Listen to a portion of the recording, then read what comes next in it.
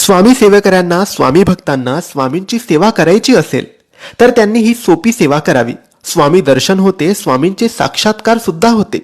मित्रांनो, आजकालच्या या धावपळीच्या जीवनामध्ये लोकांना, भक्तांना सेवा तर करायची असते, पण समजत नाही की कोणती सेवा करावी, कोणती सेवा प्रभावी असते, कोणती सेवा उपयोगात येईल.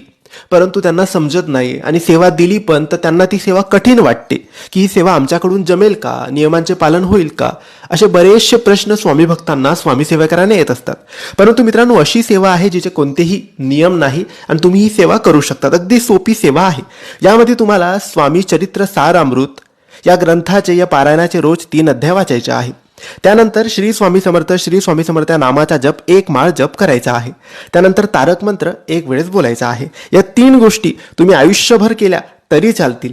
स्वामी नक्की प्रसन्न होतील, तुम्हाला दर्शन देतील. श्री स्वामी समर्थ.